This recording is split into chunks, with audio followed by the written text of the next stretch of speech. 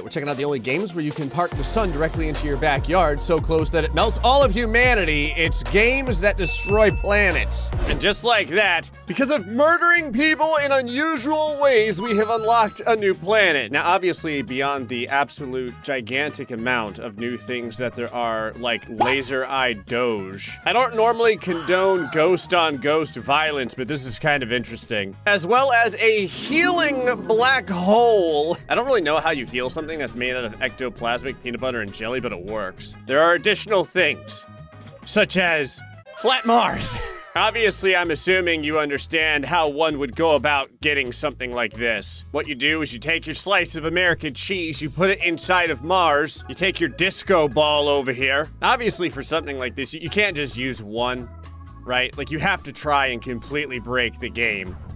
Well, you know what? Let's just pause this, slow this down so that we can get as many disco balls as possible. If you're gonna get cataracts and have your retinas detached from your eyes in the name of science, you might as well do it thoroughly after all. I'm sacrificing my computer so that you don't have to.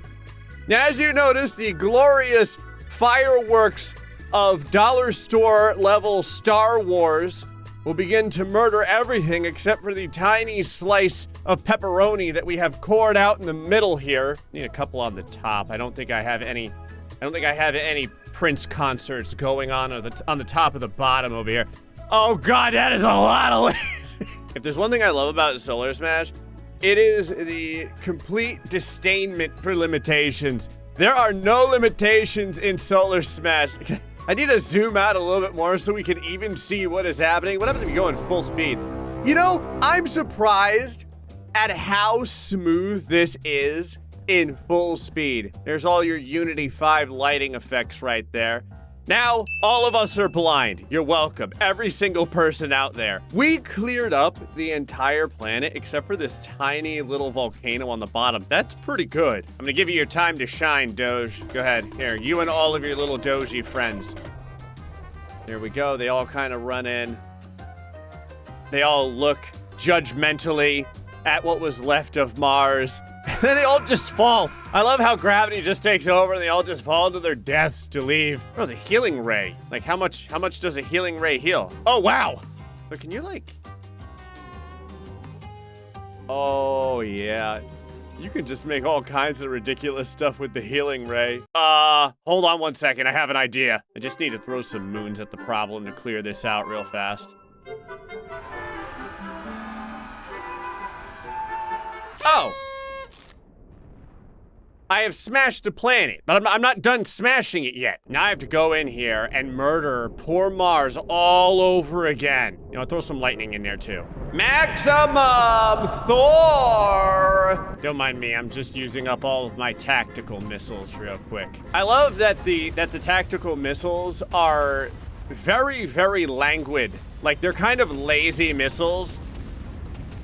Some of them just give up halfway toward the planet. They're just like, I forgot why I was here in the first place. You can see them just kind of like slowly looming until they eventually hit something. I do love also that while the pieces of the planet get pulled in by the black holes, the missiles are not affected at all. All right, think we cleaned up everything real good. And there is flat Mars. Now, the entire point, obviously, of flat Mars is one real thing. Oh, you knew this was coming. Oh, I fired 1,000 weapons in the making of this yeet. Now, I will say, when your planet does have a gigantic yeet drawn on it, it probably is a cry for help. This is the populace saying, please, GrayStillPlays has done so much to us already. Also, get out of the way. I don't like it when other things that aren't important to me circle the flat Mars. Like, you know, the moon and the sun. That may have been the Earth. I'm not really sure. They all kind of look the same to me when they're blowing up. Oh God. I almost murdered the sun immediately. I'm trying to keep it alive because it provides some level of light. Now, if you want to get a perfect circle right through Mars, how big is a moon compared to flat Mars? Very small. Also, what does this defensive satellite actually do? Like, if I put those in, and then we slow things down, and then we go over to our tactical missiles, does it stop them? Because I can lay down a lot of missiles very, very quickly, you understand. So I'm not sure how many defenses would be required to stop, like, you know, this titanic onslaught of sadness. Oh, Oh, never mind. Oh, they're pretty good. Okay.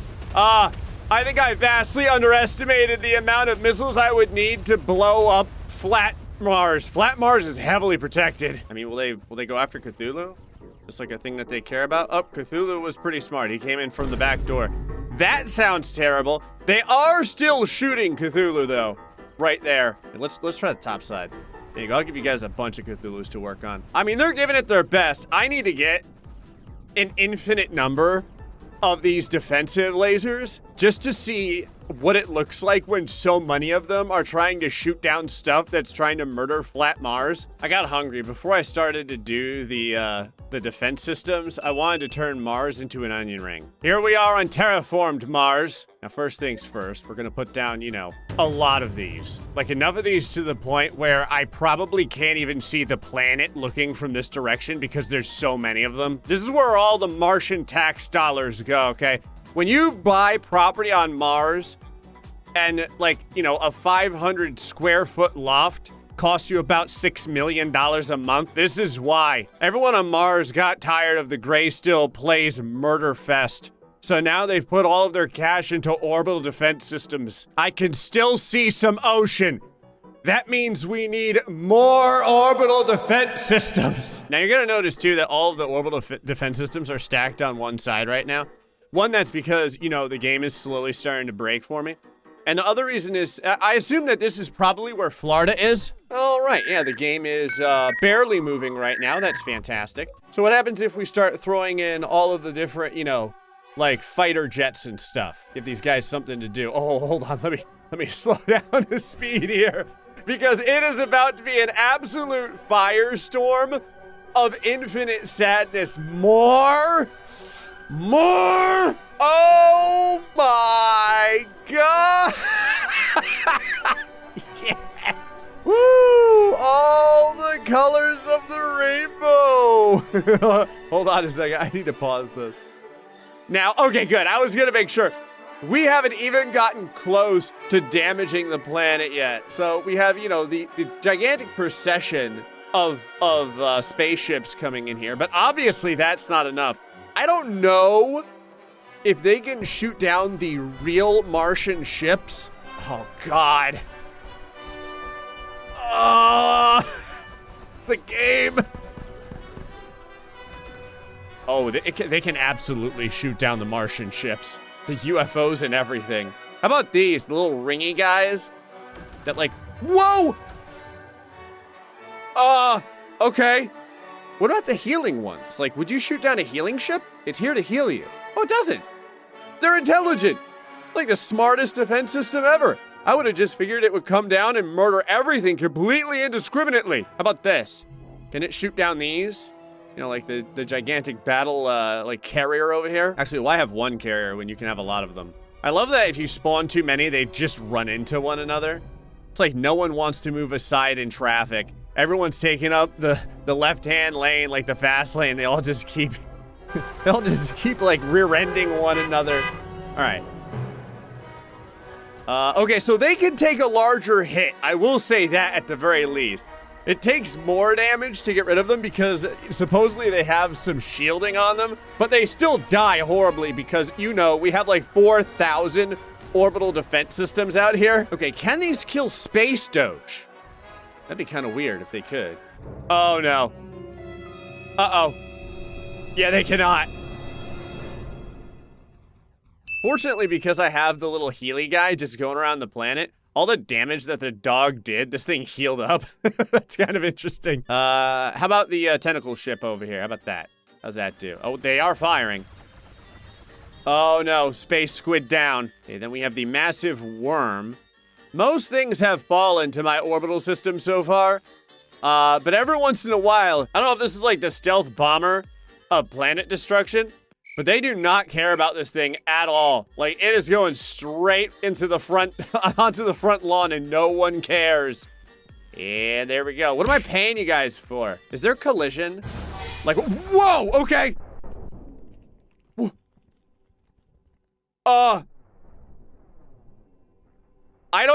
Okay, I didn't think that it killed these things. They absolutely do.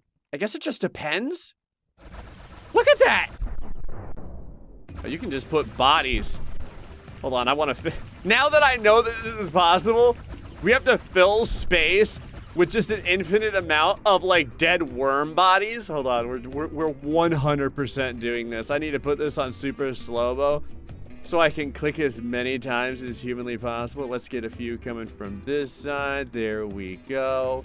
Look at just how... I don't know if the game is breaking or if the space worms are breaking, but all the segments are detaching and they are just flying everywhere. Let's go ahead and put a couple hundred on this side over here. I love this. The defensive satellite is probably one of my favorite things right now. This is great. Oh my God. I think we may be the reason that space has become cluttered with like biodegradable material. There is just chunks going all over the galaxy. The game is 100% unable to function at this point because there's so many worm bits everywhere. On the plus side, I've only killed 600 million people. Even if I fast forward, oh, fast forwarding makes this even worse. Okay, the gigantic, like, massive tentacle beast over here of extra worms, I think is going to get into the planet. I think that the orbital system was finally overpowered. I wouldn't know because I can't move the camera. FPS Simulator 1991. Go! Hey, we're up to 900 million dead people. Exactly. 910. Only 10 million people die with every frame. Oh, we had 7 million people. Oh, there we go. Now we're starting to get big damage. So yeah, the defense satellites finally got taken down effectively. They finally got overrun. I just had to, you know, throw about 700 space sand worms at the problem over here. Unfortunately, not only did it murder the planet, it also murdered my computer. So we've got our block world over here, but I think you can get even more meta. So we're gonna take our block world and then we're going to block the block world. Obviously the best way to do this is with stupid amount of dance party remixes. Oh, I can feel the migraine. I love it. This is probably my favorite way to dig up diamonds. All right, it's not blocky enough. It kind of just looks like a D20 in Dungeons and Dragons. Hold on. Let's go ahead and squish this down a little more. All right, Space Doge, you're up. You and all of your friends. I love how the tail is the most fluffiest thing on the dog. Don't mind me, just doing a little bit of planetary surgery over here. Gotta clean up a little bit, you know what I mean? And then should you be a terrible person enough that you take, you know, first all life off of the surface of the planet by surgically removing it with a gigantic blast laser. How much of the Earth's surface is water? I mean, it's 0 now. I mean, technically it's not Earth, it's Block World. But I feel like it may have been heavily inspired by Earth. But now we can have Block World cubed. Now that is meta. It's a block world of a block world. Nothing with any curvature is allowed inside of here. And it is a very lava-y core. Now obviously when you have a core that is all lava like this, you need to grab your soccer balls and you need to put them inside. Deep inside the block world. More soccer balls. More! Now you may say, Gray, how many soccer balls do you put in there? Well, you have to put enough soccer balls until you start losing frame rate. When you start losing your frame rate, that is when you know that there is enough soccer balls. See how the soccer balls are still moving around quite nicely? Not enough soccer balls. I will put on an auto clicker here if I have to. Oh, I found it. I found a limit. There's actually a limit. It won't let me do anymore. That's hilarious. Okay. All right, Disco Ball. For those about to rock, we salute you. I love soccer. Oh my God. I love that all of the soccer balls blew up, and really it only did like 20% damage. That's pretty impressive, to be honest with you. Like, if we let this kind of go through over here. Now, it did, you know, turn the middle of block world, blocky block world. It's like Marky Mark of planets into a Jenga set inside. But that is not as bad as I would have previously anticipated at all. Oh, when we did that, it didn't just unlock the cube, it unlocked the donut as well. That's hot. This looks unbelievably delicious. It's like a slightly moldy blueberry donut. I'm sure the mold is packed filled with like vitamins and minerals and stuff. If I put a ton of these into the middle of the donut, do they all just leave? Yeah, they do. I mean, you could like slow things down and then put a bunch of those in there and probably shoot like a couple of rockets at it or something. I really have no idea. And let me fire as many of these as I can get going. Then we'll move back over to the explosive guys over here and get these moving as well. Now, I think a few of them ended up just running into the balls on their way in, which is very sad. And, you know, not yet. Not yet. Almost. Now? I got a couple of them. I will go ahead and send a firestorm of rockets at the problem, too. Oh, wow, yeah, they run into each other, like, as you're spawning them and just begin blowing up. In that case, I guess if you had to, you could just use the beam over here and just, like, hit them that way. Like so. It does some damage. There's still a lot of rockets, too, that are going to rain down. They're just unbelievably slow. This is like the most unexcited rain in the entire universe. Look at this. I've got a little popcorn box filled with explosives over here, and the rockets are like, man, maybe we'll go in. Oh, there's one little cube that fell off of the planet. That's kind of interesting. Okay, now they're starting to get like a chain of explosions happening. So at this point, I think all the different balls are flying around because they keep getting pulled in by the planet's gravity, which I don't even understand how that would exist because it's just a donut. And then, you know, the sad winder missiles, I guess we'll call them because of how slowly they move, are falling into the pit of popcorn despair and thus blowing up my beautiful molded blueberry donut. That right there is how you go on a diet. Now, that's not it. There's also a water world. Which one of you can blow up a planet instantaneously? Is it you? I don't really remember. It's been a while. I've blown up a lot of planets, all right? Oh, it's you. You're the planet destroyer. It's been a long time since we hung out together, okay? Yeah, I got something for you. Bon appetit.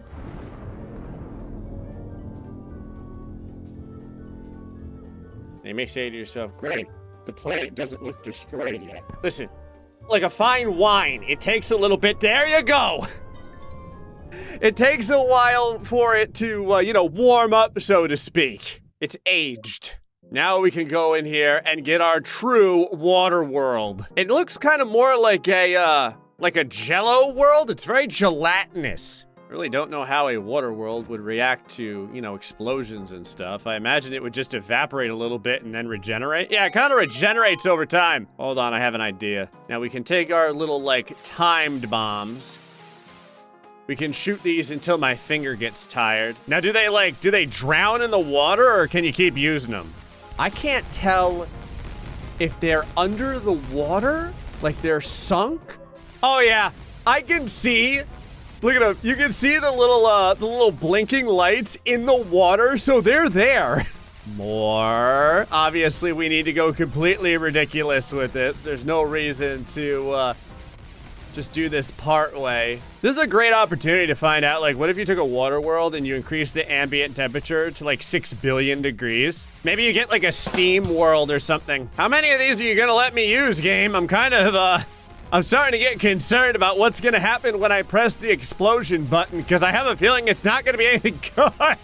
This entire planet is gonna be lit up like a warning sign to the rest of the universe. Like, don't come close. That planet is flashing red. It can't be good. That's right, I need my little warning beacons on every single part of this planet. This is not enough. We're not even close to having enough of these yet. It's kind of cool. It makes the water world look like space, like twinkling stars, if you notice how the stars are moving kind of in the background. And now we have so many of these under the surface of the water that the water is twinkling as well. Now, when we do this, obviously I have to go into super slow motion. Okay. They are just everywhere. And here we go. Okay. Oh, yeah. Now, how quickly do they fire in succession? Does it take a little bit? Oh my god. Oh no. All the ones that had kind of like bounced off of the water world are exploding too. But so far, it's a pretty smooth explosion. Like, if you look at just how many there are, it really isn't that bad. We're down to 77% water world. Now, the water world is fantastic at regenerating, so I expect it to do okay. But as if we kind of go in full speed here, there we are. Yeah, see, it's not that bad. It's kind of like getting a, you know, a pretty violent tan, I would say. But out of everything that we've blown up, there's still, you know, 60% left. So if you go ahead and really move it along here. Look at that. The water world is incredibly resilient. I think we just evaporated 40% of the water world, though. If you throw a planet inside of it, does it just, like, sink? Or does it legitimately do anything? Oh, we're just throwing a full Earth. I had no idea the water world was quite that big. Yeah, it just slurps up the Earth. You know, here. Have a lot of Earths. More Earths. All of the Earths. Okay. Oh yeah, we're getting rid of a lot of the water. The water is, in fact, starting to, you know, evaporate just from turning into steam, I would guess. I really don't know. 22%, 19%. The answer is always to throw more Earths at the problem. Hold on here. We'll throw a little bit of lightning in there, too. Now, some of the lightning might end up shooting the Earths down, but that is a price I'm completely prepared to pay. We are in the, like, decimal places of percentages at this point. 7%, 6%. It actually went up for a second there. That was kind of weird. And there we go. The planet is finally considered smashed. There's still 3% left. I don't know where it is. It's probably just like a rain droplet at this point. I love that it says 2.33% left. There's nothing here. And just because Cthulhu is obviously ridiculously thirsty. All right, Elder God. Feast your tentacles on this trove of delicious hydration. Gatorade planet! Go! And whoop! I can't even tell if it's drinking anything. Oh, it did! Cthulhu drank over 50% of the planet. He has now sated. This is the Earth. This is Florida. How much longer will this look like a normal habitable planet when we increase the temperature of the entire surface by 1 degree every minute? To be fair, eventually we're going to increase the temperature by, you know, 1 billion degrees. But in the beginning, I figure we'll find out just what a degree here and there does, if we could survive. Now you'll notice all of these different things tell us a lot of science about the Earth. I'm a dirty American, so I'm gonna turn this into Fahrenheit for right now. It's give and take though, so the people that like the metric system, you can keep the kilometers. Actually, let's turn this to meters so we can watch the liquid depth of the ocean climb slowly until there's no more Florida left. I'm gonna bring the ice thickness over to centimeters. Big numbers are cool. Now, as we can see right here, the likelihood for life on Earth is only 92.5%. Why 92.5%? Because the other 7.5%, you're usually getting hit by a car just trying to go to the store to get a gallon of milk. The core temperature is 54.22 degrees Celsius. That's not going to stay that way for long. And then right over here, we can see that on planet Earth, the average temperature is 45.5 degrees Fahrenheit. Rookie numbers! Just going to bring this over to 47 degrees Fahrenheit, just to see if anything really changes. Now we can see the ocean gets a little bit deeper. Actually, it got 2 meters deeper with 1 extra degree. Oh, okay, 3 meters deeper. Well, the ocean is kind of climbing very, very quickly now. It is horrifying to see what 1 single degree does for the planet. We're at 89.62. If you notice, the ice thickness isn't really melting that much. I mean, it's coming from somewhere. It must just be an overgeneralization of all the ice on the planet. Is everyone screaming yet? No, probably not. Why? Because if we go over to the composition, for some reason, the Earth is more similar now to what it was supposed to be than when we started. I did, however, manage to kill 0.3 amount of people. You notice that the liquid depth is still growing constantly. This is only a couple of minutes, by the way. We're doing like 30 minutes a second. Ah, yes, passing midnight. Would you be drowning? Possibly. Possibly. How's Africa doing? I always like to make sure that we get a good look at Africa because you never know. Looks fine. Japan, also good. Florida, still in one piece. Mostly covered by clouds. It's almost like Mother Nature is trying to make me avert my eyes from my home state. Now you can see as the water continues to rise, we will go ahead and increase our temperature again. Let us go up to 48 degrees. 89, 79. You know what? Let's increase the speed just a little bit, just to see if there's like a point where this kind of stops. All right, so right around 89, 83. Of course, as I say that, it goes 1 more meter. But if you notice, all of our states and everything are still there. Let us go up another degree. We're gonna go to 50 degrees now. I notice the atmosphere is going up now and again. Core temperature, still normal. Amount of people left alive, barely 1% have died. What's the temperature in Florida now? Let's take a look over here. Now, I can tell you right now it's 91 degrees outside where I am. 66.2 degrees Fahrenheit? That sounds like fresh brewed lies. This must have been the Earth just coming out of the Ice Age or something like that. Obviously, we're gonna need to springboard this up a bit more. All these years of 2019 haven't taken into account the increasing temperature of the Earth, I guess. I don't know. Let's go to 60 degrees. That looks really bad.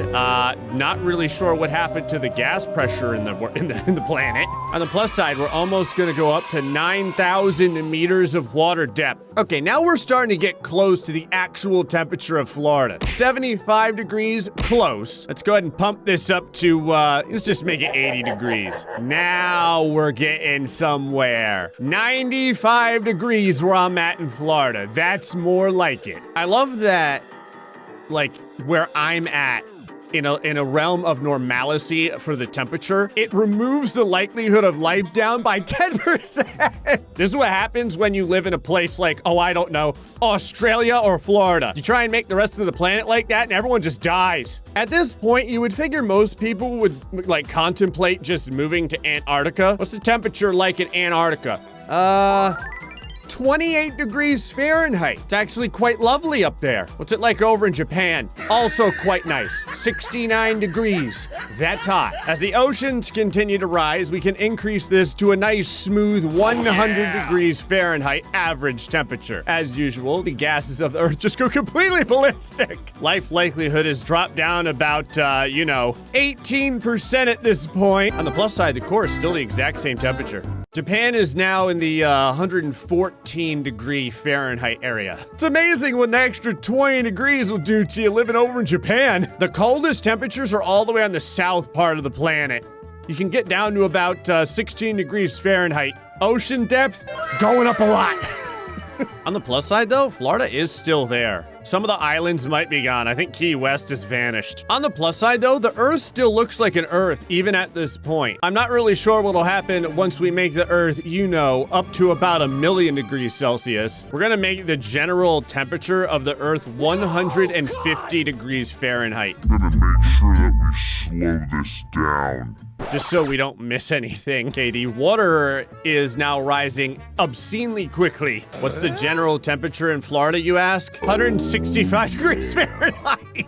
I know, you think maybe you can move up to Canada. It's not much better. It's 125 degrees up there. What's funny is everyone in Florida wears flip-flops. I think at this temperature, right around like that 160 degree Fahrenheit area, your flip-flops begin to melt to your feet. Like, just walking out on the sidewalk is gonna give you like second-degree burns. Is anyone still left alive? Oh yeah, look at this. We still have over half of the population. I know what you're asking. You're asking, Gray, how's my vacation spot of Antarctica looking? Not great. Half of it has melted. Oh, no! Like right here, there is no ice left. That's bad.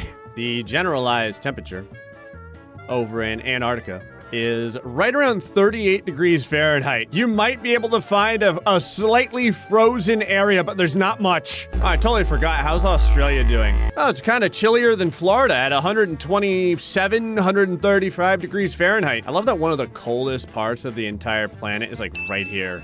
29 degrees. Why? No clue. Maybe it's elevation related. Oh, it is elevation related. In fact, The elevation is keeping the only part of the livable planet, like, within a normal temperature range. Elevation 12.8 kilometers, not good enough. 19 kilometers, very good. All right, let's start pumping this up. Might as well get into right around water boiling area. Not 212, we're gonna move it up to 200 degrees Fahrenheit. Okay, right there.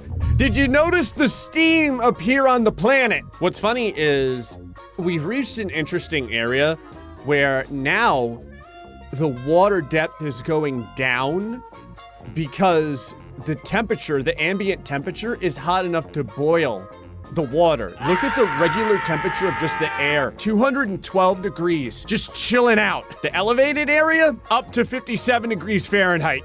77 in some places. Your chance of survival, still 44%. I'm actually gonna let some time pass here because I'm very impressed with how dutiful the Earth is at keeping everyone alive. If we had to, we can actually get rid of the atmosphere so you can see everything more clearly. The atmosphere is just very misty. Imagine taking a shower right now. It's basically just a death trap. It doesn't, well, it kind of cleans you in that it sterilizes you with boiling water steam. In case you're wondering, the core is still the exact same temperature. All right, we're gonna go full boil, 212. Yep, right there. Did you see it? Oh my God. There's a couple of places where like the boiling atmosphere isn't murdering everyone. It's called Antarctica. There's like one tiny little area around Antarctica where you could probably still survive. It's temperature down there. Hey, 92 degrees Fahrenheit in the coldest part of Antarctica. That's sweet. You start to go up to the middle of the planet though, and it's 186. Florida, in case you're wondering, is 226, so it is just boiling. I'm pretty sure that most things are probably on fire at this point, down to 19.2% likelihood. I love that it's still a similar Earth at 81%. The water depth is starting to boil away, and the ice thickness is like really starting to go down now. I want to turn the asphalt into lava. So we're gonna need like around almost 1,000 degrees Fahrenheit. You know what? I'll go right in the middle. We'll go 500. 500, oh my God. So you can't actually see the surface of the planet anymore. Let's slow down the speed very, very drastically because I have a feeling that what's left of the oceans isn't going to be around very long. Yeah, you see that? That's bad. How's the ice doing? That's all right. Let's go ahead and remove the atmosphere so that we can actually see what's going on. So Florida grew a lot. What's funny is while Florida grew, South America got flooded. Kind of just Pangea now. This is just one giant continent. Antarctica still looks okay in places. I love that the minimum temperature on the planet is 306 degrees Fahrenheit. Somehow, there is still 0.672% of human beings left. I'm gonna go ahead and let this continue on for a little bit here. We'll go ahead and speed things up slightly. Yeah, you can see what's left of the water kind of disappearing in places. The shorelines are just growing a lot. Oh, there's Africa. Hey, we got a land bridge now coming from Florida down to South America. On the plus side, you don't really need to know how to cook because most of the potential food is just instantaneously deep fried. Like the seagulls are just falling out of the sky, deep fried. I actually got a nice outline of Florida right here. What's the temperature like in Florida? Kind of curious. 460 degrees. So people may be living underground in like bunkers and stuff like that. That means it's time to crank things up. I want to get into the area where rocks start melting. So let's go to 1200 degrees Fahrenheit.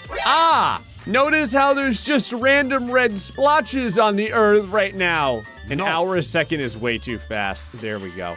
Oh my God. Hey! We found an interesting equilibrium. The ice is melting so fast that it's allowing the water to fill back in again. What's temperature like over in Florida? 1200 degrees Fahrenheit. Antarctica's up to about 900 degrees. There's like 70 people left inside of a bunker somewhere. Go ahead and let this go for a little bit, just to see what happens. Notice what's happening to the gas pressure. It's like jumping all over the place. It's literally glitching out right now.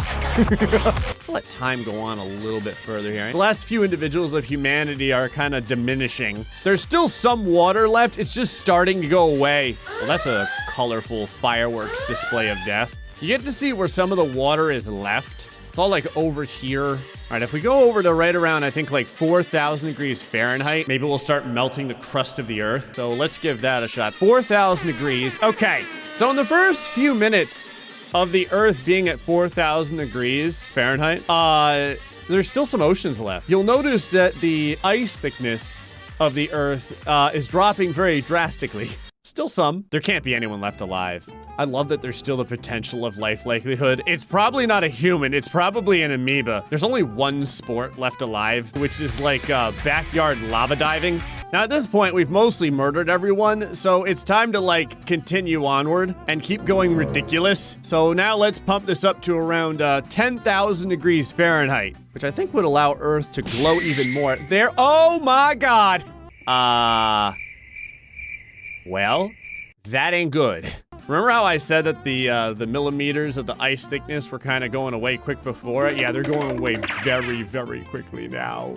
How's your life potential now? There's still life potential. This is what Don't Do It, Gray, kind of looks like from a distance. It looks like it's just going Super Saiyan. All right, I want to get into the rock vaporizing area. Let's do, like 15,000 degrees Fahrenheit now. Oh, we've changed color. The spectrum of color has changed, and now we've gone a Super Saiyan blue. Going Ultra Instinct now. Look at that right there. You can see where the last bit of water was left because now it's radiating from Antarctica to the rest of the planet. Like, there's not much of it left. We're losing, like, you know, however, oh, never mind, it's all gone. It all just disappeared just now, all at once. On the plus side, you can see Earth from really far away because it's glowing like the sun. All right, let's start moving into a plasma. We'll go ahead and ×2 this. There we go. You get to see all the different colors. I love that there's an area that says gas pressure, and it's just like, whatever. Surface temperature, a lot. Over in Florida, 25,000 degrees Fahrenheit. On the plus side, I think that lightning has still survived. It's something that we have in Florida all the time, so it's very reminiscent of the way, you know, Earth used to be before everyone died. We haven't gone hot enough yet, though. So is the core temperature going up or going down? Because it's still 54.19. A large part of the Earth just vomited away, and it's just kind of like, oh, look at this. We're basically creating like a s'more. There you have the marshmallow. Look at this. You got the graham cracker right here. Look at how colorful this is. I love that the Earth pulsates like a large nuclear cloud of death. We still have most of the Earth's mass left, even though, you know, a lot of it is starting to vaporize. All right, we're gonna go to 100,000 degrees Fahrenheit. I hope that there's something left after I do this. Oh my God. Let's really slow. Oh yeah, oh, sweet rave party. I'm gonna go ahead and take that out of there. Go ahead and get rid of that too. So what does the Earth do now that it's this hot? Does it still like vomit up chunks? Yep, sure does. It's just losing a lot more mass now, a lot more quickly. 97, 96. Oh, we're changing different colors too. I love that there's a nice consistent vomit coming off of the Earth now, if you notice. The Earth's like, Gray, I told you not to do it. you can actually click on every single fragment, and you can see that just the fragments leaving the Earth are 2,600 degrees Celsius. No, all right, let's God, go to please, 200,000 no, degrees no. Fahrenheit. Oh, it's still the same color. Ooh, uh-oh. Oh no. Oh, we just lost a lot of the Earth. I'm gonna have to back down the speed again. Oh my God, we're losing a ton of Earth very, very quickly. Okay, I'm gonna bring this like so far down. There we go. Oh, you can see oh my God, the game is starting to lag. You can see the awesome ball of ultra death surrounding the Earth now. Every fragment is 10,000 degrees Celsius. All right, we're gonna try and go to 1 million degrees Fahrenheit. Right about there. Like fusion is basically happening at this point. Again, let's slow this way down so there's still some Earth left to observe. There we go. It's different color death. That's basically what's happening. On the plus side, I have made now an everlasting gobstopper of death out of the Earth because of how we're messing with the temperatures. It's like a bunch of different layers of pain. Let me go ahead and move speed along just a little bit. Oh, that's weird. The mists have gone now. Now it's just a planet that is surrounded by like an atmosphere of superheated nuclear plasma or something. I don't even know if those two words go together, but it looks awesome. That is actually a very, very cool kind of picture. I don't even need to use the illumination anymore because it doesn't do anything. Like if you illuminate the planet, the surface, you can't see anything. You have to turn the flashlight off because it's too bright. All right, we're going to 2 million degrees Fahrenheit. Oh no. I'm kind of afraid to unpause. Oh Lord, I unpaused for just a second and this happened so far. Okay, there's all the different colors. Okay, large parts of the Earth are beginning to kind of, fragment into, well, I don't even know if we have an actual atmosphere anymore. It's just kind of like gravity at this point. My Earth got really lumpy. Look at what happened to the Earth. That's kind of awesome. Once you start getting into the multiple millions of degrees, that's when things get really awesome. My Earth basically looks like a virus now. I'm gonna slow things way down and then we're gonna go ahead and continue. There we go, okay. Time is running. We're only moving at 53 milliseconds a second. I'll speed things up a little bit. I just don't wanna miss what is apparently happening here. I love how a circle just isn't in our future anymore. We should be getting some nuclear fireworks in just a second here. Okay. Uh-huh. Oh. Is the Earth not held together anymore? I don't think that the Earth is held together anymore. Uh-oh. Oh no! I think the Earth's core has turned on us. How hot are these fragments? 12,000 degrees Celsius. It's not that bad, honestly. And yep, the Earth is gone. Well, there's a small part of the Earth, but it's getting pulled into the sun. It's like a dart going at a dartboard. Oh, I'm sorry, it's going away from the sun. And there you go. I just saved the planet by making sure that there's no planet left to ruin. This is the one single fragment that remains. It's 201 kilometers. That's how big this is. So you need to figure out how to get however many people are left alive on this thing. Well, I made the Earth venture into a new season of Dragon Ball, and now if you're an alien, I guess you get to see an awesome light show. Today, I will finally complete the challenge I had set out for myself so long ago, which is to make a livable flat Earth. The problem with Earth is everyone keeps dying every time I blow up various parts of it. Somehow, though, thanks to science and programming, Cthulhu can miraculously change that. We still don't know how. See, what happens is whenever you blow up the Earth and then you have Cthulhu come down and suddenly molest a bunch of people and throw everything in slow motion, even though everyone is supposed to die from the Earth-shattering ultra blast, some people get saved. So we can probably use this to figure out how to make this Earth as flat as possible and still have people living on it. Cthulhu's over here. He's like, the kids are coming with me. Okay, first things first. I need to find out exactly how flat we can get the Earth before it decides to lose the will to live. Now, for whatever reason, everyone likes to live on this part of the Earth. You got Japan over here, which I almost just accidentally nuked. You know, the UK, Russia, China's up here, North America, Canada. Congratulations, everyone. We're all going to hell together. What I eventually want to do is if I can glitch the game out with Cthulhu and somehow keep people on the Earth even after it explodes, I want to see if I can get the Earth down to like one single sliver with people living on it. Effectively, it needs to be so thin that if you're standing on the side, you'd be standing on the North Pole and the South Pole at the same time. Like you would spit and it would just flop around the side of the Earth and then come back and hit you in the back of the head. Oh, the game's already breaking. This is gonna be a treat. It's what I get for summoning 2 billion Cthulhus. It's like cracking open a Cadbury cream egg. I can imagine the Earth coming in for a haircut and I just do this and the Earth's like, why? Like I told you it was gonna be $5 for a haircut. I didn't tell you how good it was gonna be. All right, this is looking pretty good so far. We've managed to shave off a third of the Earth and we've only lost 5 billion people. Listen, where I'm from, that's a win. Now the problem with flat Earth is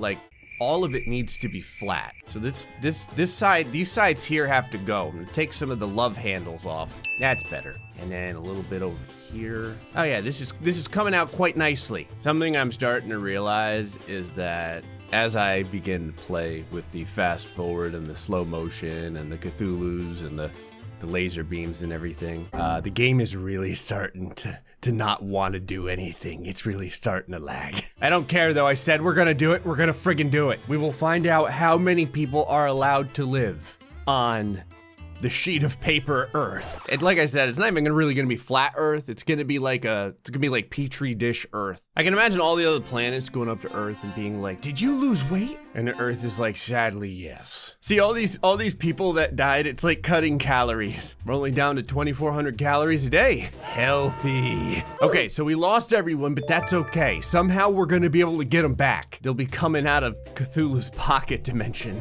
which, I don't know why, but when Cthulhu is in that sentence, it sounds much dirtier. Kind of looks like a really burnt marshmallow. Well, not so much burnt, kind of looks bloody. Pretty much how everyone loves their toasted marshmallows caked in the blood of their enemies. Someone would be like, man, this marshmallow's really salty. Yeah, it's just the DNA. It looks like if I keep the game in fast forward, I'm able to do this without absolutely breaking it. I'm actually gonna have to go over to the custom planets too, to see if I can make a flat Earth, but like keep the water and all the stuff on it. Oh God, I don't wanna go in the normal speed. As much as I'm sure everyone would just love to live on a shallow, thin rock of lava, it's not very aesthetically pleasing. People would be like, well, what's life living like on a flat Earth? That's hot all the time, a lot like Florida. All right, now we can turn it this way a little bit and equal out these sides here. Yeah, that's nice. All right, now you gotta level out the top. All right, we're getting there. I don't want to take too much off because then there won't be anything left. I do want to get it as absolutely thin as possible before I try and bring people back from hell on top of it. I'm a 94% chance this will work. Like I said, if it doesn't work, I'll find a different way to make it work. You know how people have different skills that put it on their resume? Like the only thing I could put on my resume is expert at torturing people. This is why the only job I could get is YouTube. Oh, you start taking this much off, the game starts hating you. I appreciate that I finally found like the escape velocity of the game, the point where the game physics are physically trying to stop you from going any further. All of the little game nanobots are like, it's GrayStillPlays, get in there and stop his ass. Bullshit game, you can't stop me. Oh God, clicking on anything takes an hour. Cthulhu. Do it! I just want you to know that right now we're in the fast forward mode and it takes like 10 minutes to summon Cthulhu. God, I got this guy on speed dial. He's not picking up the phone. I'm like waiting for my entire computer to crash right now. Cthulhu, you're being requested in orthopedics. Get your ass in here. Well, the game has completely frozen. I'm gonna go have a sandwich and hopefully when I get back, Cthulhu will have put some people on Earth. A few hours later. Oh, 1 million people get to live on flat Earth. It's actually about right. That's probably all the usable space that's left. The game is completely frozen.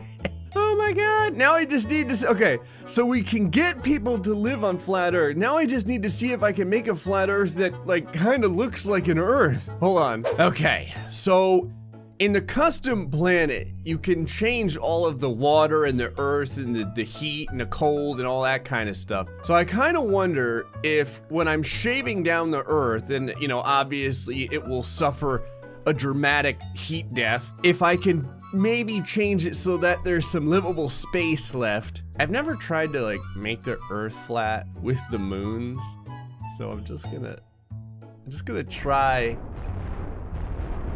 to take some off the top here real quick. It worked surprisingly well. The beginning of flat earth is wearing its little winter hat. Wouldn't want it to catch a cold on its first day to school. Now I'm gonna go ahead and assume that more than likely the planet is of course completely dead, but what happens when you start messing around with this? Oh, what the hell? What the hell was that? It's like a random planet. I'm sorry, I didn't mean to do that. It's like you can change the pigmentation of the blood. Can I get like a green or something? God, I can get it like even darker. Congealed death. I can change the color, but more or less just looks like you're living inside of a disco ball. How about you, Mars? There's less people living on you, so I don't have to disappoint as many. Let me just see real quick if you can survive this. All right, turning Mars into a depressed Pac-Man is a no, but hold on. Okay, it is absolutely all right with this much sadness. Don't mind me, Mars, I'm just testing something real quick. Look at this. Even while being violated by like 40 Cthulhus, nobody stays alive on Mars. This place is garbage. On the plus side though, I will treat everyone to the sound of what 100 Cthulhus trapped in your trunk would sound like. God, that never gets old for me. All right, I'm not gonna count out any possible way to make this work because maybe I just need to use a different formula here. So here's the plan. Since Mars is a giant pain in the ass and doesn't like to get flattened like the Earth and allow people to live, I need to attempt to do this all in one shot. So I'm gonna shove a bunch of my balls in this hole over here. Yeah, let's just speed it up. What could go wrong? Okay, perfect. Right about like, well, maybe some more balls. All right, now you gotta watch out because when they start to get red like that, that's when you know all hell's about to break loose. You want the blue balls, not the red ones. It sounds really bad. Listen, I'm not the one that made the game, okay? All right, now over here, we gotta do the same thing. Oh God. How did I kill the planet with that? Nothing happened. Seriously, look, the entire planet just died. I swear to God, what is Mars, like lactose intolerant? All right, well anyway, let me at least try this before I attempt to not hurt Mars's feelings again. So you slow this down, and then you put a Cthulhu here, okay? And then you put a Cthulhu here. Now when his tentacles come out, okay, and start, whatever, molesting Mars, they're gonna shoot off the bombs, and the bombs are gonna explode, and then it should level the bottom and the top part of Mars. And the big question is whether or not I can make this happen and still allow people to live on the planet. You're taking a long time, Cthulhu. Just do it. Just stick your tentacles into Mars. Okay, now the game's starting to break. Oh, Jesus. God, it's like the longest Cthulhu fondling in the entire world. Just do it. Okay, double Cthulhu penetration is a no-go. Okay, new plan. If we can't have Cthulhu, maybe we can have the space worm. Actually, we can't use the space worm because you only get one at a time. We'll use aliens. All right, make a hole, fill it up with balls. Hey, come back in there. God damn it, I hate it when my balls fly out of the hole. Great, now I've got one friggin' ball just wandering around. Like a lost puppy. Well, now he's got a friend. There's 3 balls just wandering around Mars. All right, slow everything down. All right, now get an alien over here and an alien over here. Okay, now if these aliens don't screw everything up, this should work. I've already killed 181 million people. That was all by accident. What the hell are you aliens doing? What are you establishing residency? Shoot the damn balls. Okay, here we go. Yes, perfect. Alrighty. Well, I got good news and I got bad news. The good news is that was awesome. The bad news is it killed everyone. Oh. What just happened actually blew a hole completely through Mars. This has nothing to do with anything. I just wanted to see if I could get Cthulhu to spawn completely inside of the Earth with none of it outside of the Earth. And I absolutely can. This is all of the damage that was done to the outside of the Earth. The inside looks like a friggin' 4th of July special though. I just wanna know real quick, you know those like surprise egg things on YouTube? It's like when I'm breaking open here, I just wanna see what the 30 Cthulhus that I spawned directly inside of planet Earth did. Actually, some floating pieces of core prime real estate if you don't mind having an ambient temperature surrounding your home site of about 2,000 degrees Celsius. I just noticed something. This never really bothered me until like I took a moment to look at it. You realize that the sun over here in the fancy planet is like really lumpy. Like the blue sun looks perfect, but this sun over here looks like it has a tumor growing out of it. Just something I noticed. What the hell was that? What? You missed.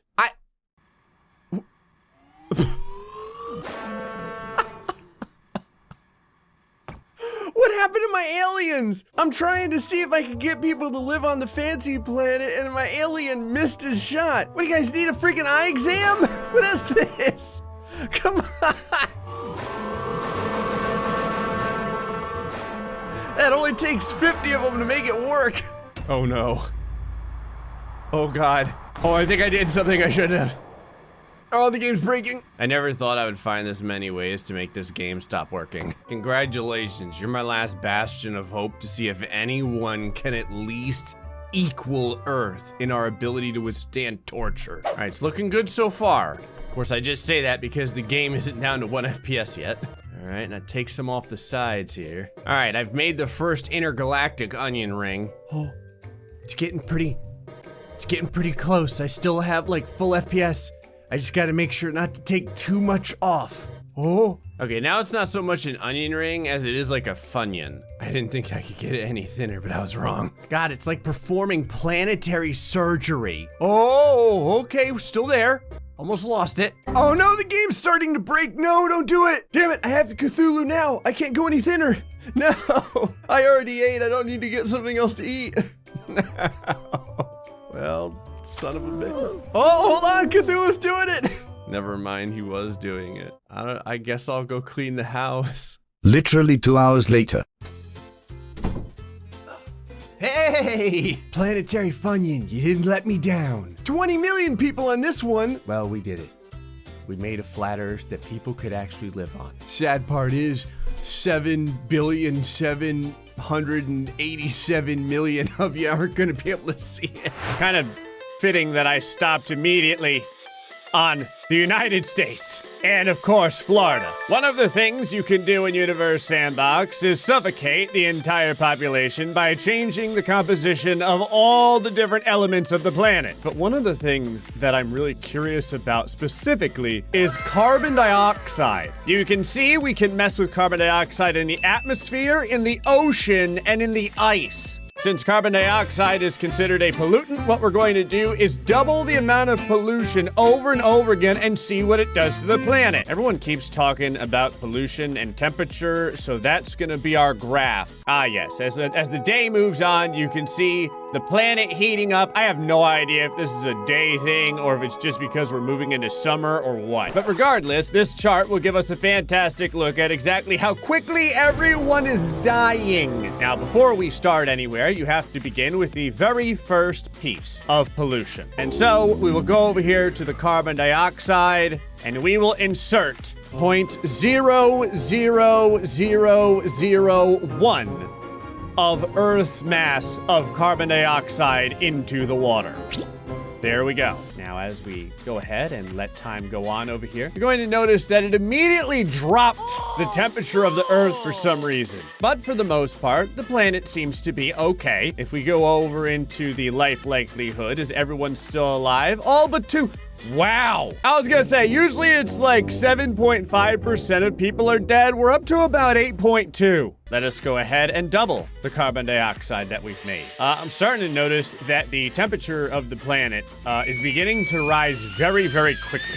Like if I move time along here, is this eventually gonna kind of level out? Okay, so we have leveled out right around 7.6 Celsius. Let's go ahead and double the carbon dioxide in the water. Now we're rising upward again. Am I gonna end up baking the entire planet? I feel like everyone on the planet is going to end up inside of a human microwave. And this is just the ocean. Isn't carbon dioxide in a liquid form very cold? I feel like I could legitimately learn a lot about science killing people in Universe Sandbox. As sad as that sounds.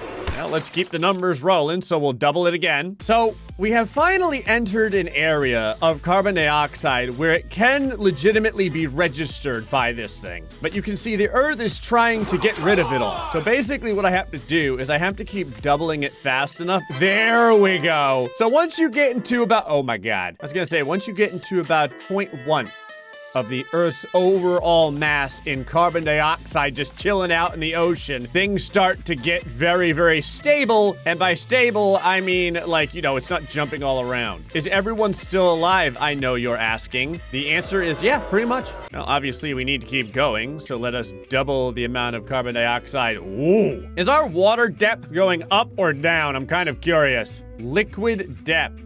893. What happens if we double the carbon dioxide again? That's 894. Doesn't seem that bad. Oh, the gas pressure's getting kind of crazy though. See, if I double it again, just the very, very top part and the very, very bottom part start to get pushed together. What is going on in South America? What have I done? It might just be me, but I get the feeling that the Earth is like starting to ice over or something. I feel like there's, wait, it's not ice, it's something else. Oh my God, no, it's ice, but it is super cold ice. We're talking about negative 54 degrees Celsius. How cold is that in Fahrenheit, you ask? Oh, you know, just a Kind of a casual -72. It's Christmas in Florida. I like that the average temperature of the planet is going up, but it's just creating more and more extremes. All right, let's double it again and see what happens. Yeah, more and more of the planet is just being caked over in carbon dioxide ice. To be fair, it's also like a lot of carbon dioxide on the planet. I'm gonna keep going. I wonder what happens to the actual depth of stuff as we continue to do this. Yeah, just go ahead, keep raising it up. I'm not gonna lie, that is a really cool color of ocean. Unfortunately, I'm dead. Yeah, most of Florida, well, not most, all of Florida is gone. The entire eastern side of America is also gone. Like 90% of Canada is gone. Oh, this is kind of a cool aerial footage over here of the planet, which you can watch completely disappear as I double the carbon dioxide again. Yeah, the liquid depth is going down very, very quickly because there's not so much true liquid anymore. Also, the Earth looks awesome. It looks kind of like a sweet blue marble, except, you know, most of the people are dead. Well, there might still be a couple people left alive. Let's take a look down here. Look at that. Huge amount of life likelihood. Everyone is fine. If there's one thing that mankind is good at, it's moving to Australia. I love that out of all the places on the Earth right now where maybe you could survive, like the best one is Australia. You might be like, well, Gray, why don't you just live over here? Well, that's because it's -33 degrees Fahrenheit on a good day. On a bad day, it's -51. I like how there's one small area in South America that's like -27 degrees Celsius, -31. It's also the area that's still exposed. It's the only area not under a sheet of liquid carbon dioxide. Interestingly enough, though, the planet and everything around it is, you know, still in one piece. That means we're gonna have to double the carbon dioxide. Oh, what could go wrong? Yeet. Average temperature on Earth is 12 degrees Celsius, huh? I feel like that's a lie. A few moments later. Well, that's interesting. The temperature is now just on a constant kind of trajectory upward. Now, oh my God. Hold on, we're gonna move things along here a little bit faster. There we are. Faster. Oh. What happened to the planet? Oh my God. So, it took a while, okay? It took some time. So I think what happened is the water maybe turned to gas, and now it's created this like layer all around the planet. And so whereas before it was shooting the temperature up because it was keeping all of the energy inside the planet, now it's reflecting the sun's light. And if you notice, the temperature is just plummeting downward. Now it's shooting back up again. 40, 41, 43, 47, 50. Is anyone still alive? The answer is maybe. We don't really know how. Average temperature is now 84 degrees. I'm not even messing with anything anymore. The heat is just going up by its own. Yeah, it's all just carbon dioxide atmosphere. You can get rid of it and see what the planet would look like. Again, Australia, totally fine. I mean, you know, fine other than the fact that it's 244 degrees Fahrenheit. I like that this is kind of the level of, oh my God. I was gonna say, this is the level of carbon dioxide that you had to double it to, and it was a lot. But now, the Earth is kind of like drying out. The ice thickness is disappearing, as you would imagine. The liquid depth is going away. Hey, Florida's back! Average temperature is 312 degrees. Now, considering we've gotten this far, we will have to continue to double the amount of carbon dioxide just to see what happens. So let's double it. Okay. Hold on. Did something go on with the actual like core? There's more. There's more. More. The liquid depth of Earth right now is 790 kilometers. What's the temperature, Gray? A lot. Let's just keep going. What's crazy is I think that the atmosphere is trying to cover the planet even though I've hidden the atmosphere.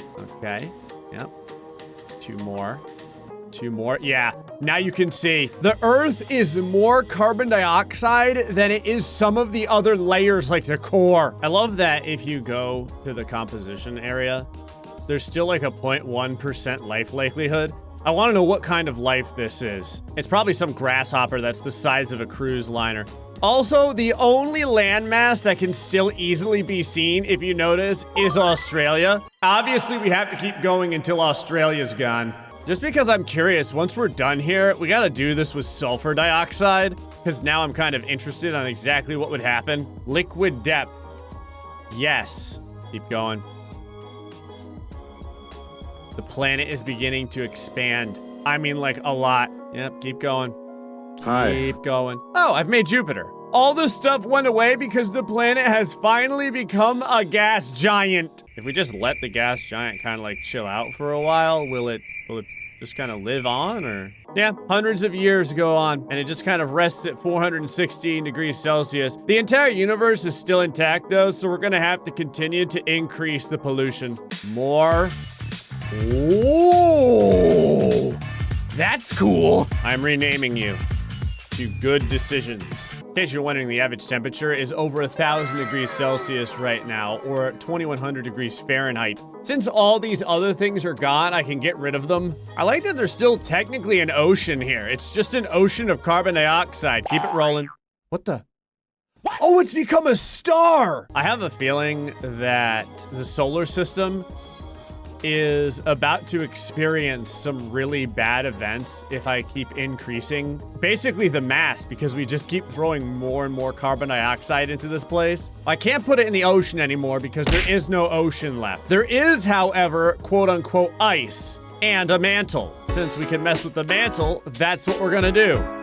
We'll double it, then we'll double it, and again. What? Oh. Good Decisions is violently vomiting into the area surrounding it. It's pretty sweet. It's got like a giant corona of death. If I move things along, is Mercury gonna? Yep, sure is. Oh God. Woo! Mercury came indescribably close to getting eaten, and now the sun is going to come close. All right, Mercury is coming for another pass. Hold on, we gotta slow down for this. All right, Mercury inbound in 5, 4, 3, 2, 1. It's close. Well, we've heated Mercury up to 702 degrees Celsius. Bye. Mercury got vaporized. It shot around the orbit so fast that it got literally dusted. Look at the dust trail. Oh, cool. I turned the Earth into a rail gun. Except instead of shooting bullets, I shoot other planets. Wow. So, hold on. We need to, what we can actually do is reverse time so we can see this all in one shot, because look at what happens here. Mercury exists for like a small second as a cloud, and then it just gets shot into the solar system. That's awesome. Look at the distance. How fast are these fragments moving? Oh, it's not that fast. It's only 3,400 kilometers a second. All right, let us continue onward here. The sun still exists. Oh, the sun's trying to pull away. I think we're gonna have to double the pollution again. Here we go. Okay. Sun is starting to pull back around now, I think. Yep. Here it comes. Oh, God. Are we about to railgun the sun into the next galaxy? Oh, wasn't that bad. So let's double it again. Yeah, the sun hasn't really been eaten yet. We're possibly getting there. The sun is getting dangerously close to making good decisions over here. Let's go ahead and double it again. Double it again. Double it again. Again. There is a lot going on right now with Good Decisions. Oh! Oh. Uh-oh. I think I just caused a supernova when the sun and then Bad Decisions, yep, came crashing together. That ain't good. Well, what's the surface like? Oh, it's only 17,000 degrees Celsius. That's not too bad. You can see right here the supernova continues to expand outward. Mars is about to get caught up in it. And it is caught up in it. Venus has been left alone for the most part. You'll notice the average temperature is going to start going up fairly quickly, though, as it too gets engulfed by the supernova that we've caused. Real quickly, we need to do this with the sulfur dioxide. All right, we've got a brand new Earth chilling out over here. Everyone's enjoying their time being in Florida and, you know, not existing in either negative 2,000 degrees Celsius or positive 1,000 degrees Celsius. Africa's fine. Australia hasn't been inhabited by the last remnants of the entire population. But what we're gonna do is go over to the layers, go into the ocean, and start filling up the ocean with sulfur dioxide, like so. So what I decided to do was add an atmosphere of 0.1, which turned into 0.145, because it's just like cooking. You know, it's like a pinch of salt, and then before you know it, you've added like a cup of salt, just to kind of see what would happen to the planet. Sulfur dioxide in the atmosphere dropped the temperature drastically. We're talking in minutes. Right now, just that little bit killed 30% of the entire population. And now I kind of want to see what happens if we just kind of gradually increase the amount of sulfur dioxide chilling out in the atmosphere like this. You can see the growing ice encompassing almost the entire planet, except Florida. Well, you know, in South America, part of Africa, Australia, of course. The issue is that some places in the Earth are now 116 degrees below Celsius. We're gonna move this right along. Let us continue onward. Okay. The cool thing about dragging the amount is you get to kind of like visually see the changes as you do. Also, I think the planet may be growing in size just from the sheer amount of sulfur dioxide. I've decided to fill the oceans with sulfur dioxide as well. Not great for the planet. It's negative 22 degrees Celsius just in general right now. You'll notice that commonly it's around negative 86 degrees Celsius. Yikes. In some places it's, you know, negative 147. Just gotta keep the sulfur dioxide rolling over here. There we go. So it does eventually turn back into a gas giant, except the coloration is totally different. And once it's a gas giant, the temperature goes crazy. What does the temperature stop at? Right around 200 degrees Celsius. I had to keep increasing it just to see if the exact same thing would happen as the carbon dioxide. And the answer is yes. If you continue, it will go on and on and on, except the big difference is that it will eventually turn into a black hole. And once it does that, not again, will finally swallow all of the solar system. On the plus side, though, the second it turns into a black hole, it gets rid of all the pollution. I can't put any more pollution in. On the negative side, the core temperature got up to 1.49 million degrees Celsius. Well, as we watch the solar system get slurped up, I guess I would say that pollution is a little bit more deadly than I had previously anticipated. Solar Smash is a good game, just keeps getting better. Look at the beautiful cloud structure. However, with my good buddy Outwit, we have decided to make this game even better by removing all traces of restrictions, allowing us to do things like simulate what it would be like if a needle hit the Earth at 1 gajillion times light speed. See this happy sun over here? He's smiling because it's the only thing to keep him from crying. Welcome to Solar Hacks. Solar Hacks allows us to take every single thing in the game and change it in like 100 different ways. Allow me to show you. Behold the sad meteorite heading for Florida. 76 million people died from that. Rookie numbers. So my plan is I basically want to thread the needle. I want to take one single piece of rock and increase its amplitude and speed so much that it can literally Thanos the entire planet. But I need to make sure the damage comes from one side because I don't want it to just disappear the planet. I want it to literally get Thanos, like slowly disappear. This is possible. We're gonna make this happen. Now, obviously, typically, you could take your meteorite and you could modify it this way. The big issue though is that there's a limit. See that? There's your limit. The biggest issue I have with the meteorite is that it doesn't actually penetrate the planet like it should. It just kind of backhands the planet until it doesn't want to live anymore. And thus, we have a glorious feature here called amplitude. This is cool speak for penetrating the earth more. Let us bring this to 10. I'm gonna keep using Florida, not because I hate Florida, it's where I keep all my stuff, but because it gives us a good baseline. All right, now this is everything still at its lowest point. See? Now we're starting to dig into the earth. That's what I want. I'm actually kind of curious, if you send something directly through Florida, who pays the price on the other side of the planet? I feel like it's gonna be somewhat close to Australia. Australia and Florida should be neighbors. We're both so similar. We're both hot, we both drink a lot, and all of our nature has a tendency to try and kill us all the time. All right, so 10 amplitude is not enough. Obviously, we need more zeros. I'm gonna slow things down just so that we can kind of get a better opportunity to see the penetration. Yeah, let's get right down into Florida here. There we go. It starts to burn. Now it begins to dig into the planet. You can see the glowing after. What the hell was that? What the hell happened over here? I'm not actually 100% sure what happened. I feel like this occurred simply so that the Earth could have two eyes to look at me in order to say, Gray, what the hell? hold on, real quick.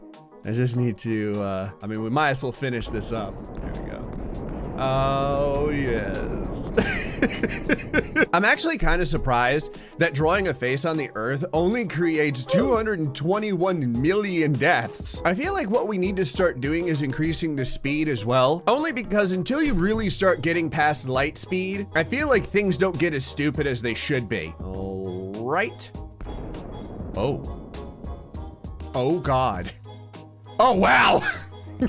I'm really glad I just started with 10 because 500 million people just paid for that experiment. The other thing I want to see if I can do, put the damage range down, because I want the damage to be very centered in one tiny little area. Let's jack that speed up. I may have to do super slow-mo in order for us to even see what the hell happens. Florida, I'm sorry. Oh my God. Oh no. Whoa! Wow, I evaporated a perfect half of the planet. Literally just perfect. It's like a delectable bowl of oatmeal, only the oats are people's bodies. You can see what was left going out into space. See, maybe these little bits of human can colonize the stars. Okay, I think we may need to bring down the speed, but up the amplitude. Let's go ahead and bring this back down to 1. You know what? Amplitude 10,000. Yeetily deed. Here comes the Floridian heat. And 3, 2, 1, lift off. Okay.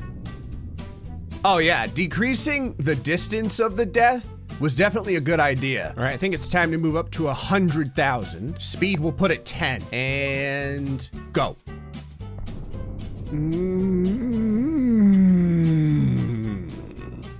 Oh God. Oh, the hole is getting way bigger than I had previously anticipated. Oh, that's not too bad.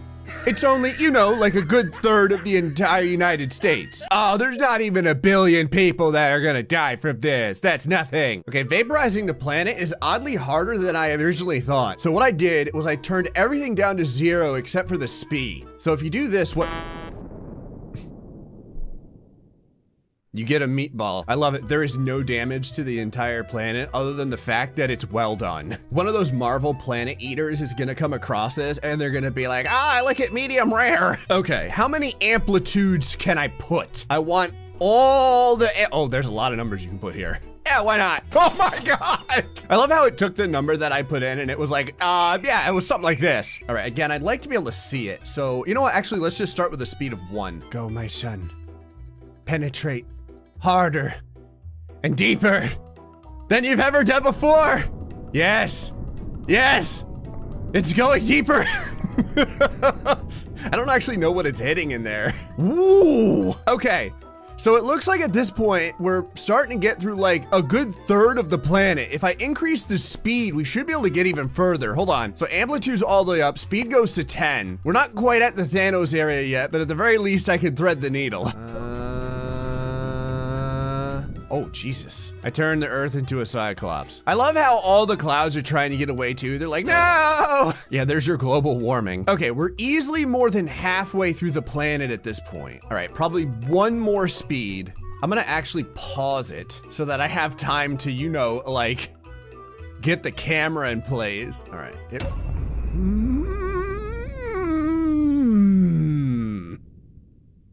Oh no! I think we may be well on our way to the Thanos though, because that had the instance of like slowly disintegrating everything. I like it. Now I'm kind of curious though, what happens if I do just 2 real quick? I kind of want to know. Like, did I even have enough time to do the second one? What do I do one more? I think it's hitting all the particles that are surrounding the Earth. Like, I have to go from the backside to actually get it. Yeah, there we go. Wow. I managed to save the smallest lemon slice of Earth you could possibly have. Oh, let me just finish this. Damn it, I can't hit it because there's too many. There we go. Okay, the bullet may be going a little bit too fast here. Bring that down to 50. And you know what? Damage intensity, I'm gonna move that up to 100. Population control test number 200, go. Ooh, 50 might be a pretty good magic number here. Well, more of the Earth is starting to disappear than I had previously anticipated. Oh God, everyone may be dying. Well, if you're in the islands back here, I think you may survive. Sorry, Australia. Real quick, before we continue on pummeling the Earth in our efforts to find a way to Thanos it, I have to show you something real quick. Saturn is like literally the perfect test subject for this. So the full amplitude, 100 speed, super slow-mo, go.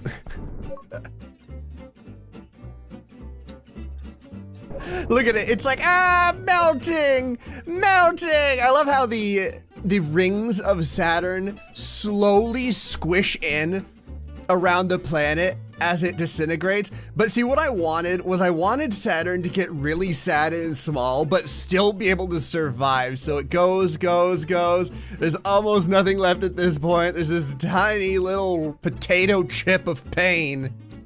And that's where it ends up at. Normally, Saturn is also able to regenerate all the damage that happens to it because it's a gas giant, but not here. I also like too that there's like rings of death inside of the planet after we hit it with our needle. It's like being able to tell how old a tree is, except here we're just able to tell how much pain Saturn is in. Now I'm kind of curious if I can get it any smaller. Hold on, so like, how about 110 speed? You don't want to go too much because then it just completely disappears. So 110, there it goes. And it's still there. 130? I'm probably gonna end up having to torture all the planets. I just like Saturn's rings the most. Okay, 130 is getting very close to where I want to be. I just want the tiniest bit of Saturn left. All right, 150. Hey, Saturn, do you like numbers? Saturn is like, Not really. too bad. Okay, so 150 is too much. All right, 140. Come on, just give me a there it is! Yes! Yes! God, it's like a waffle fry. Okay, now I'm actually kind of curious. I'm up to 142. Trying to cut down on my carbs, all right? I want a smaller waffle fry. Oh, it totally works. What is this? It's actually like 3 little chunks. It's like a little hamburger of sadness. 143. Go. Oh, they're getting smaller, but there's more. See, there's 4 little slices now. How big is the Earth in comparison to what we've done? You can actually see, if you go by if you use like the moon. So at this point, the Earth is substantially bigger than what was left of Saturn. What the hell? Oh, it cut like a giant chunk out of the Earth because of how it's shaped. Hold on, now I'm kind of curious. Don't mind me, I'm just throwing a bunch of Earths at what's left of Saturn because I want to see what happens. Oh, don't push everyone. There's plenty of pain to go around. All right, last try here. 144. All right, 144, slow, go. Yay! Okay, so at 144, you lose everything. So 143 is the magic number. Okay, so knowing this, now I need to see. Does the exact same thing happen to Earth? So 143, super slow-mo, go. Oh, yes! Yes! It finally penetrates all of the Earth. Look at the slow, sad burning up the Thanos thing, finally! And it leaves just a little bit left. Okay, so now we know the number to get the perfect Thanos event. 144, full amplitude, super slow-mo, go. Okay, So there it is. There's the beginning. So now you can see that it just punches straight through the earth. Continue with the slow-mo. All the clouds disintegrating. All of the people. Huh, there's actually still one little chunk left. All right, hold on. 150. I like how the Earth actually has more tenacity than Saturn. I don't think I aimed for Florida last time. That's probably what the problem was. Go! Okay. Yes! So this is perfect. Look, you can actually see, like looking through a looking glass, there may still be a small part of the Earth left. There is. Look at this right over here. Even 150 can't take out the Earth in a full Thanos. 160. You gotta watch. You don't want to go too fast because then it just disappears and you don't get to enjoy the slow death. All right, Florida, go. That should do it. 160 should be absolutely perfect. Complete. There it is. The complete disappearance of the entire planet. Finally, my dream in Solar Smash has come true, which is the ability to vaporize the planet instead of just either making it completely disappear or slowly breaking it down over time. But now, to finish things off. Actually, hold on. We might as well go all the way. This is the Earth. This is Florida. Somewhere over here is Chad. What does that have to do with anything? Absolutely nothing. I just love the name of it. As the Earth slowly spins, we get the opportunity. I'm sorry, I almost forgot. It's not called Earth anymore. You know how there's Saturn? Well, we're gonna be adding rings to the Earth in order to see what happens and how many rings it takes to completely destroy reality. And so Earth is now known as Saturn. I get the feeling that no one's gonna be happy about this. You can see over here, the max temperature of the Earth is roughly 19 degrees Celsius. What does that mean? I don't know either, because I use the dirty Fahrenheit system. That's about 45. How many people are alive on the Earth? 92.5%. I love how this is one of those games where it just assumes that around 7.5% of humanity just isn't smart enough to live. Honestly, it's probably closer to like 11% or something. It is a beautiful January of 2018. Good year. And what we shall do to start things off is add our very first set of Saturn rings. Now, because I don't have a degree in astrology or astronomy or any of the astro words, I have to believe what the internet says about how many rings Saturn has. I think it says it's like 7 main rings, but it's made up of thousands of smaller rings. Now you can see right here, we're gonna add our very first set of rings to Saturn. Does it do anything? I don't know. How's the surface looking? Everyone's still alive? It is decreasing the maximum temperature a lot. Like, only a couple of minutes per second are passing. I know that's pretty fast, but this is Universe Sandbox timeline, okay? This is like dog years over here. And you can see the maximum temperature of the planet is very quickly going down. I like how all of the happiness of the planet is being sucked in by its rings. We can go ahead and remove the grid lines here so that you can get a better look at what it would be like for Saturn to have its very first set of rings. You can even land on the planet. Here we go. And as we look up at the sky, what do we see?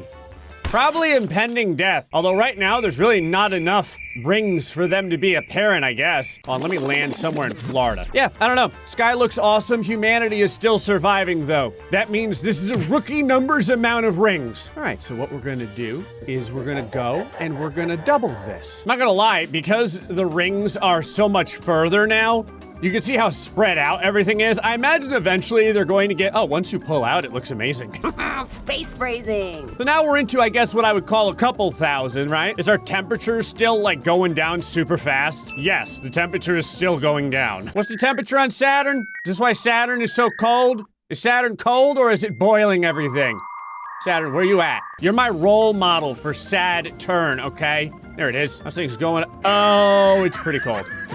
Oh, God. To be fair, it's also way further than from the sun. What's the life expectancy on Earth right now with all these rings? Oh, there's still tons of people living on Earth. This is no big deal. If we speed things up, do the rings continue to, you know, like survive and stuff? Yeah, rings are doing fine. Everything looks pretty sweet, to be honest with you. The rings on the outside are kind of starting to get slurped into the inner rings, which could end up being bad one day. But I mean, the sun's gonna explode anyway one day, so is it really that big of a deal? Now, obviously, what we're gonna have to do here is double what we already have. Oh, The rings of Saturn are getting decently large so far. Eventually, I want to see what happens when they get in the way of other planets. Because as we keep doubling it, like, this is going to continue to get very, very wide. It kind of looks like a toilet being flushed. I like how the outside rings move so slowly. We've basically created our own solar system around planet Earth, except, you know, there's no actual life on any of these fragments. What's going on these fragments? That's a brisk 39 degrees out here on the rings of Saturn. You'll also notice that the maximum temperature of the planet, and this is like in May, is starting to drop a lot. I don't know if this is creating insulation so that you can't really get enough of the sun on the planet. I mean, we can land back on the surface again. Hold on, maybe you can see the rings down here. How's everyone doing on planet Saturn? They're like, Not good, Gray. Oh, you can see the rings now, right here. That's kind of cool. I'm gonna slow things down. so we can enjoy watching the things that are eventually going to murder us. The glorious rings of Saturn. But this isn't enough rings, obviously. Nope. So we're going to have to increase them. Once again by double. Oh, this is starting to look awesome. The rings are, I would say in the next like 2 doublings, it's going to start getting in the way of Mars. Like, I don't know, Mars. I'm kind of hoping that you're way over here by the time the rings reach you, so that you're not getting run off of the celestial road, so to speak. The surface of Earth now, the max temperature, is getting to the point where Earth is going to eventually freeze. You can see 4.5 minutes per second, and it very quickly dropped down to 47 degrees for the maximum temperature of the entire planet. Hold on, I have to see what the temperature is in Florida. Negative 14 degrees Celsius. Hold on. Why does that sound like that's relatively cold? Oh, it's a nice smooth 4 degrees Fahrenheit. But if you go closer to the ocean, it jumps all the way up to 30 degrees Fahrenheit. How we doing in Chad? Where's Chad at? Somewhere around here. Brisk 20 degrees. Canada, I know you're wondering. You're not gonna wanna wonder. You're at around 11 degrees Fahrenheit. Like in the middle. You go over here, it's -1. You go up here, about -15. Have we managed to kill anyone yet? Oh, okay. 2% it's gone down. Can you see the rings more now? Yeah, I would say so. All right, let us continue with the death by once again doubling them. It's like the penny thing, when you start with 1 penny and then you have 2 pennies and then 4 and 8 and 16 and 32. Like, eventually we're going to be doubling from here and it's going to very quickly reach the sun. Now, if I had to take a wild, uneducated guess, just because of how many, different civilizations I have slain with the help of Universe Sandbox, eventually, all of this material is going to go into the sun and probably create a black hole that swallows all of existence. All right, let's go ahead and move things along over here. Just kind of let the rings... Oh, wow, they are moving so slow. The ones inside, very quick. Slower, slower, slower, and then they're barely moving out here. What's the temperature if you go way out here? It's decent, 36 degrees Fahrenheit. Can you land on one of the particles? Oh, you can. Oh God. Oh, because the rotation is so fast though, it's kind of vomit-inducing. I had to just pause time completely because I wanted to see if we could see the Earth. I think it's over there. Oh, it's so much easier to find than I thought. I just have to look in the middle of the giant traffic jam of Saturn rings. So right in there somewhere. On the plus side, everyone, the heating rate for our little tiny shard of Saturn ring is -10 Celsius a year. What's the composition of this? Silicate. All right, let us focus back on Saturn here so that we can double our rings yet again. And here we go. All right, again, I mean, it's slow. You know what I mean? It's a slow burn in order to get all these rings. I'm waiting for my GPU to eventually try and murder me as well. The maximum temperature of the planet is right around freezing now. And also, the rings are starting to do awesome stuff. How come my rings now look like a propeller? Hold on, check this out. That's an awesome symbol. Again, I don't know how long all of this material is going to manage to stay around the Earth. I'm kind of surprised none of it has just started to crash into the middle. Maybe the inner rings are creating like a little protective barrier from getting everyone murdered. Average temperature on the planet, negative 13 degrees Celsius, no big deal. Oh wait, never mind, it's a big deal. Everything is snow. I spent so much time just looking at the numbers that I didn't hold on. Let's zoom in here. Oh my God. Well, that's a problem now, isn't it? The fishing in Florida is not quite as good as it used to be. I know you're like, Gray, what? Florida just looks like all Canada. You notice there's a little, kind of a tiny bit that's not fully deep frozen right over here in Florida. How's Australia doing? Oh God, well, that ain't good. Japan, you all right? Look at that. There's a nice unfrozen part of Japan right at the tip, right there. We're gonna go ahead and land here. You look up at the night sky, you can see the rings of doom. Honestly, the rings of doom are like kind of taking up the entire sky now. Like you can get rid of the like the trails and everything, and now you can really see them. All right, let's double them. And here we go. Creeping on in. Creeping on into Mars. The sludge, like the gigantic ring slush, it's kind of cool because this little area in the middle, oh God. Oh, the rings are starting to pull to the outside. Look at how wild this is. It's kind of getting stretched a long ways. I kind of wonder if it's beginning to like lengthen and pull toward the sun. I'll let this go a little. Yep, look at it. Oh, it's looking like a lima bean. Okay, we're gonna need to double up the rings quick here. Maximum temperature falling a little bit like every couple of hours. 34.1. The minimum temperature's jumping up to 34. The average temperature is now like just flat out freezing. It's 6 degrees. Still 96% life likelihood. Let's double them up. Oh boy, here we go.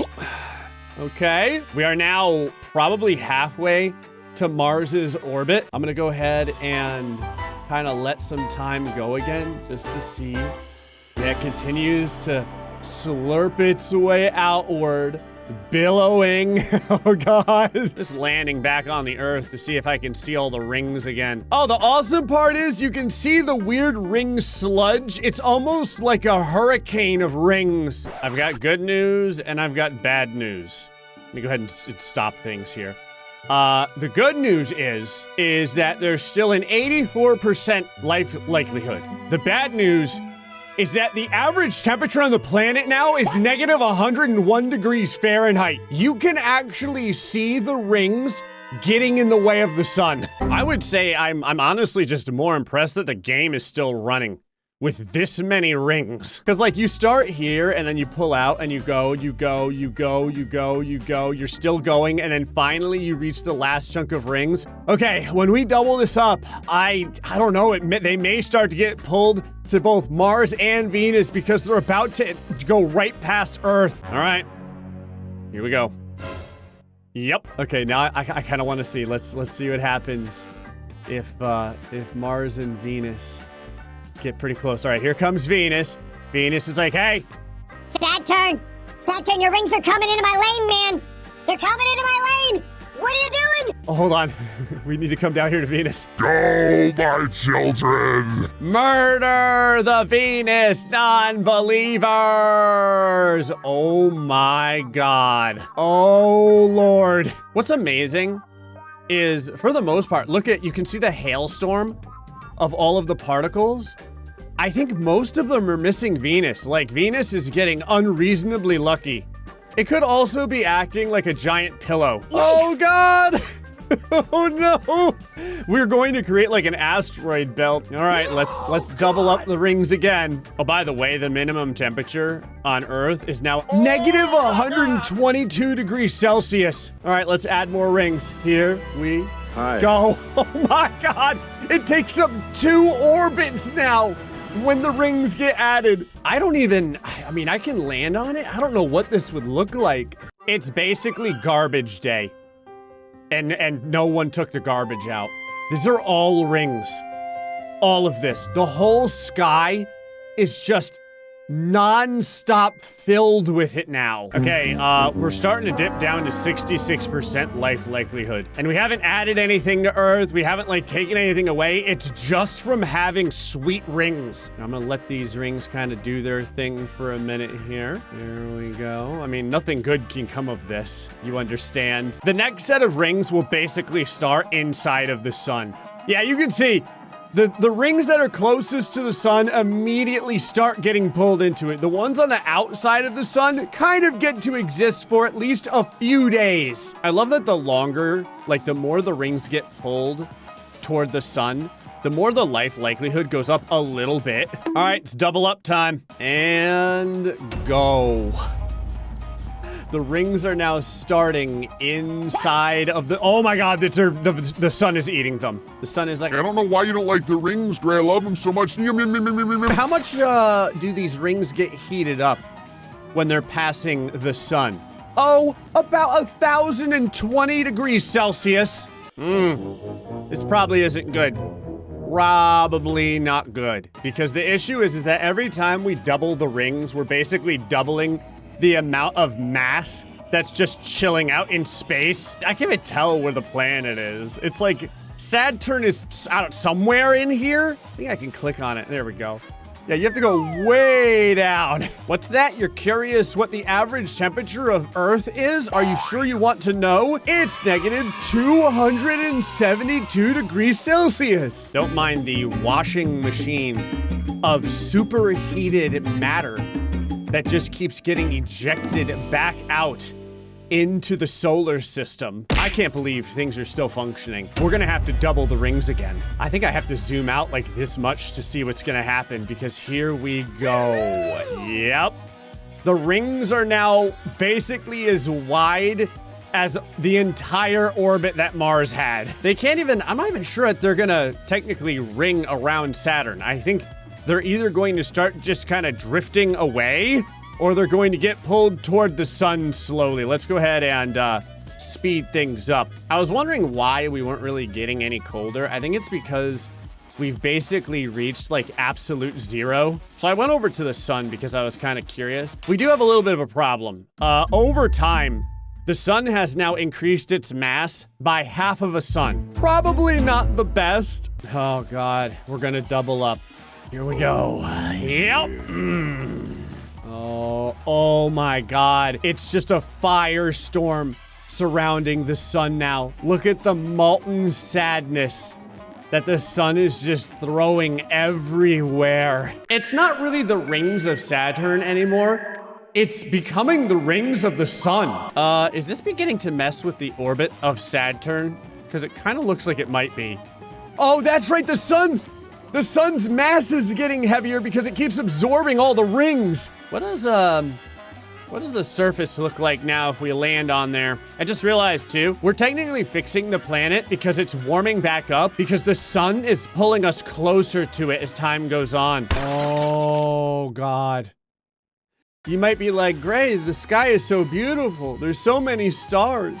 No. These aren't stars. That's the ring that is slowly beginning to make the sun blow up in size. Well, let's double up the rings. We've got to heat up the planet after all. What's our life expectancy right now? Hey, 3%. Oh, it's starting to melt. Places on the Earth are legitimately melting down. Pull back and go. Oh, that's how big the rings are now. Let me go ahead real quick and get rid of the trailers for you.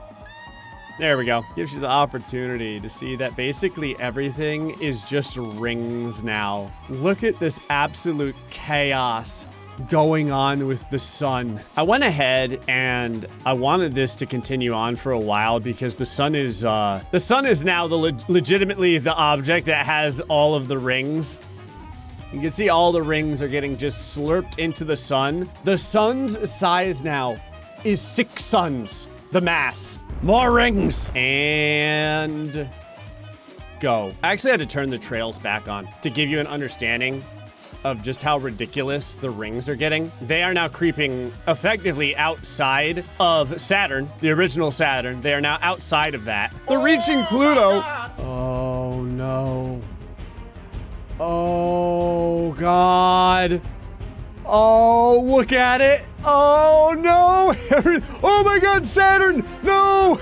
My beautiful Saturn just got slurped into the sun. It's okay. What we can do is add the rings to the sun now. Here we go. Oh, no. I don't even know if the simulation can handle this right now. I'm going to try and speed things up. Look at how awesome this is. Just all of the pieces of the rings fighting for violent dominance to the sun as it continues to swallow everything up. Oh no! Hold on! There's the original Saturn! Oh, hey! Just slingshot it out. Oh god, I need to slow things down because that happened super fast. In case you're wondering, the sun has now become a black hole. Oh no. There it is. Distorting time and space. And that means that all of the insane rings that we have made are about to get vacuumed up. There they go, okay? There's that giant outer set of rings. Here's even, remember, the rings went basically the size of the entire solar system. I don't know how many times we had to double it in order to get to this point. It's an absurd amount. Well, that means that Pluto and everything else is getting absorbed. There we go. The energy absorption rate just keeps climbing. How powerful has the sun become due to this? Whatever all that is. Whatever all that is right there. I'm gonna go ahead and land on it. Just to see what it's like landing on a black hole. Honestly, it doesn't look that dark, to be honest with you. I'm just continuing to speed things up just because I wanted to make sure that the black hole sun was going to get everything. I know you're like, Gray, has that black hole begun to eat the entire Milky Way galaxy? Do you see the Milky Way currently like thinning out right now? Do you see it? Oh my God. Oh, what is oh, there it is. Hold on. We now legitimately have the entire Milky Way going into the sun that we have created, the black hole sun that we have created due to our non-stop fascination with adding more and more rings to Earth. I mean, it's taken a little time, but, I would say most of the Milky Way is being destroyed. Not really sure what's going on with the absolutely epic fireworks show that's happening. Kind of looks like a Christmas ornament, only if a Christmas ornament mostly just brought like death. So I'm pretty sure that the last bits of color of the entire galaxy are now being absorbed by the black hole. There is now nothing. Let me turn off the trails, and that means that we have erased all of existence. Well, we added more and more rings to Earth, and it turned the planet into Canada and the sun into a black hole that destroyed everything. Anyway, folks, hope you enjoyed this episode of Universe Sandbox. Till next time, stay foxy and much love.